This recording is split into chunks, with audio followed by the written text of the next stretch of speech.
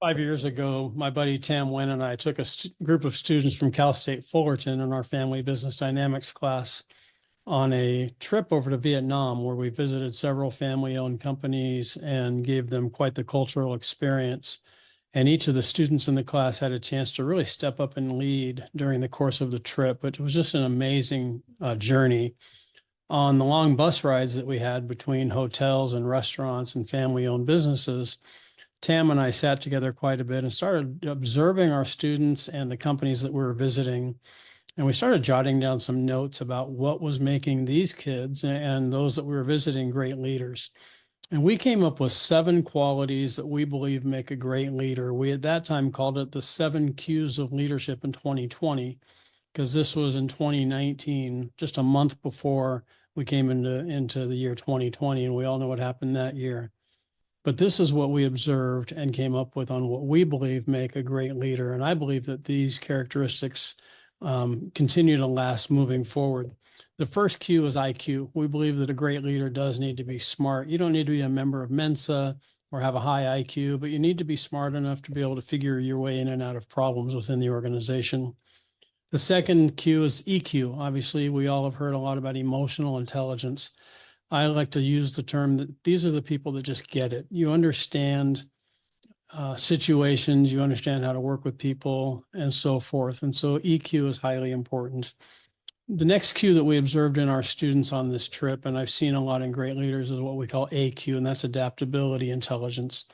That opportunity or that ability to adapt to people, to cultures, to situations. Things get torn apart, things turn a different direction than you expect. COVID, obviously, in 2020, created an opportunity for all of us to demonstrate our adaptability. CQ, as I've alluded to a little bit, is the cultural intelligence, the opportunity to work with and adapt and understand various cultures, not just different countries, but the people from different countries that work in our environments, in our companies, in our communities.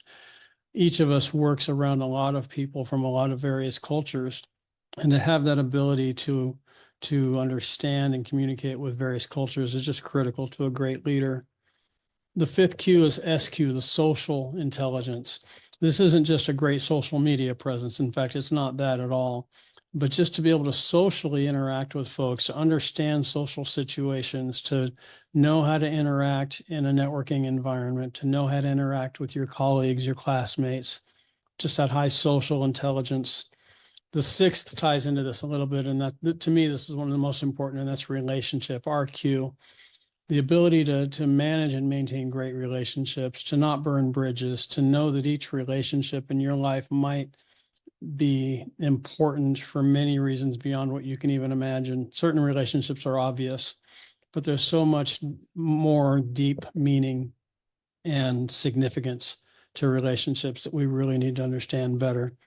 And then the final Q that we call is HQ, and that's humility.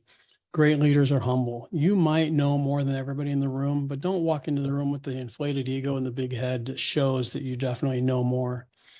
Be willing to listen, to understand, to realize that there are others in the room who know more than you do. That humility. So again, just to recap the 7 Qs, and there's probably others, and please let me know if you think of others, and a lot of these do overlap, is your IQ, your EQ, your AQ, which is adaptability, your CQ, which is cultural, SQ, social, RQ, relationship, and HQ, humility. Love to get your thoughts on these 7 Qs of leadership that Tam and I developed, and find out others that you might think of. What are we missing? Let's talk. Thanks.